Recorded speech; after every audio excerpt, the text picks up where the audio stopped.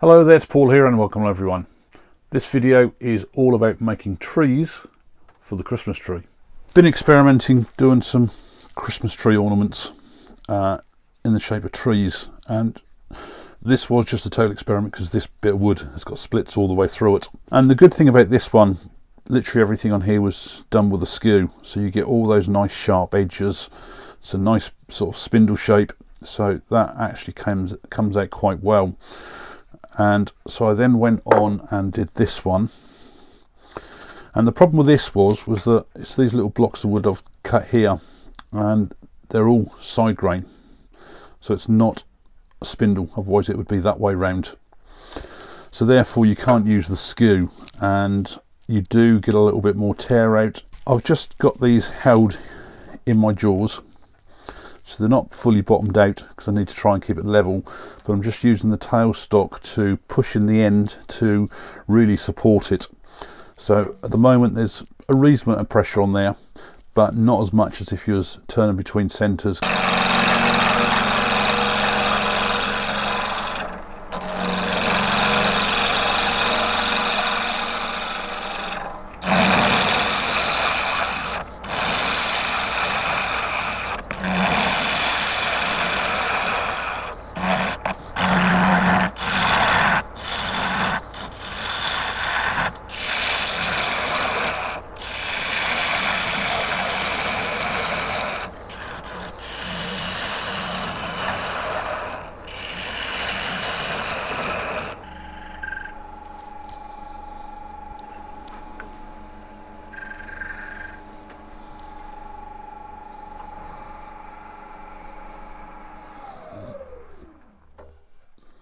So now just really using my live centre as really just to hold this in place.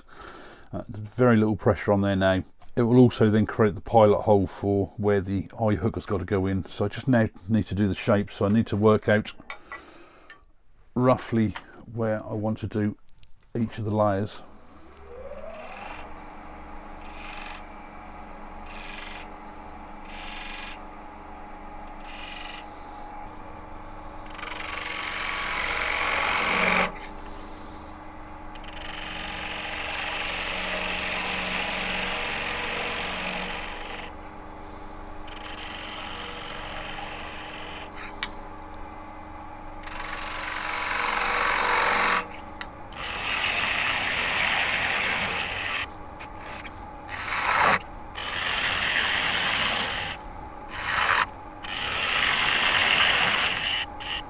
So I've actually got quite a nice clean cut on there, and I can just do the base now.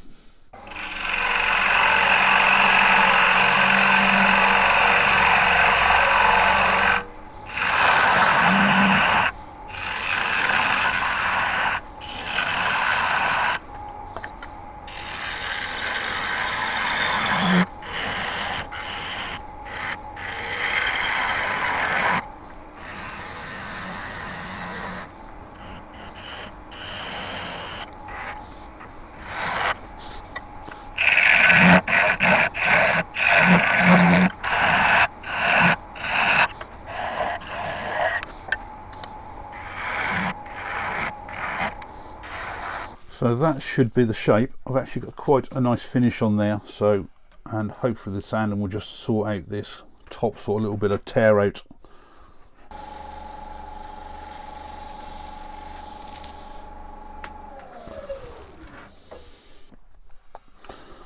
So that's now all sanded up. The top there isn't too bad. Very minor amounts of tear out on there, so I can have a go at colouring this just using the chestnut spirit stains, and I've just cut off a really small sort of piece of kitchen towel. You can colour this as you like. I mean, if you want to leave this natural wood, you could leave it natural wood. If you just wanted to colour green on the ends or red on the ends, just to have a mixture of wood. So I'm going to put the lathe on a slow speed.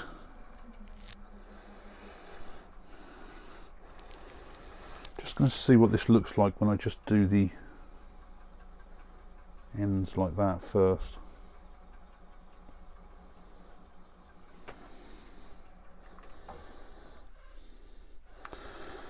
In actual fact, that comes out quite nice. So that's one option you can do. just to see what that's like. And you could always give the bottom, sort of like the pot, a different colour, whether it be a bit of red or black or something. But let's just see what this looks like if it's fully coloured. Now, because of the edges in there, it does come a little bit harder.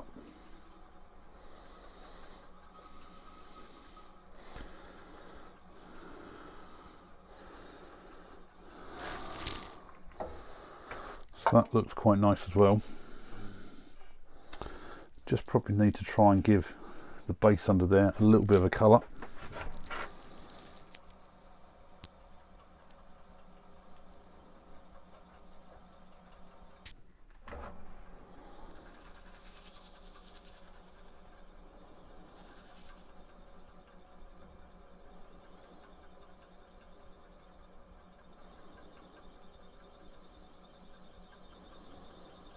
Just using the spray sanding sealer so the colours don't run.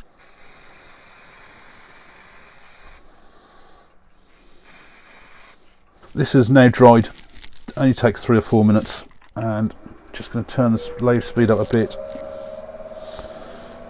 If you're using something like a knife web, just be careful, because sometimes these frayed edges, if you've got any rough surfaces whatsoever, it can catch and then yank it out of your hands. So just gently knocking that back a little bit. I can just part this off, so I'm keeping the tailstock out the way. Just going to carry on using my small detail gouge just to try and nibble this away on the bottom here. Not looking for a totally flat bottom, so that doesn't matter so much.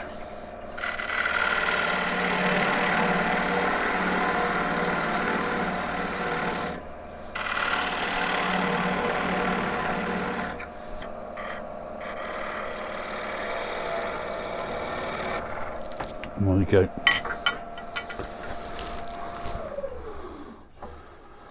I will just sand the base of that off, just to get rid of that little nub, and then just give that a little bit of colour on the bottom there as well.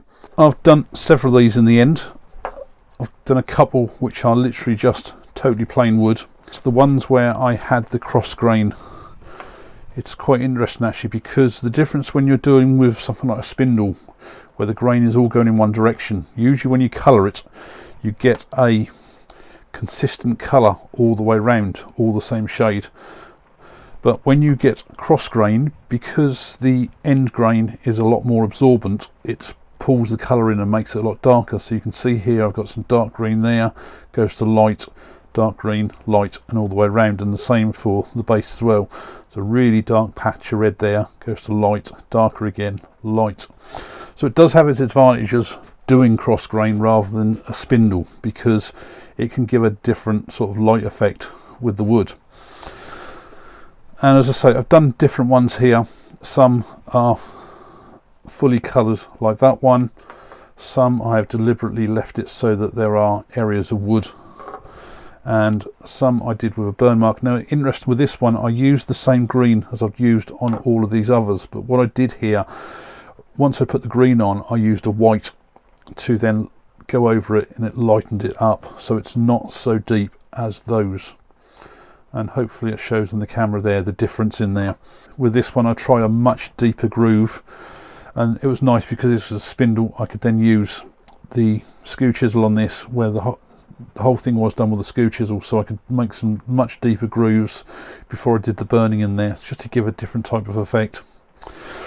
Now, like my light bulbs and crackers, I'm going to mount these on eye hooks, because the majority of these are oak. They're very obviously going to be a very hard wood, so I've used the slightly larger eye hooks, which the thread on these is just over 1 millimetre. I will be doing a proper pilot hole with the drill.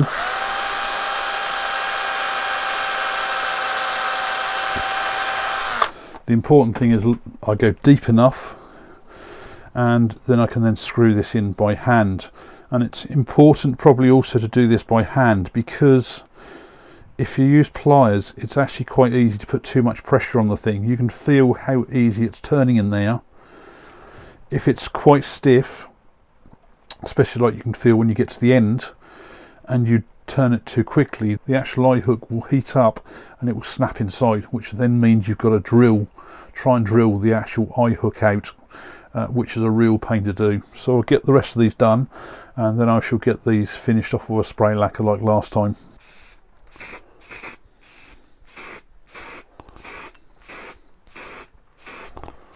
And then that can then be hung to dry on my little line. Now what this project has really highlighted is that choice of wood can also dictate to what tools you're using. I mean, I really do enjoy using the skew on small projects like this, but when I come across that cross grain wood, there's no way I could really use the skew there, because it increases the risk of catches, but the other issue then is as well, it then creates more chip out, and it makes the finishing of the piece a lot harder. So I had to then resort to the spindle gougers. Hopefully this has given you a few ideas. Thanks a lot for watching.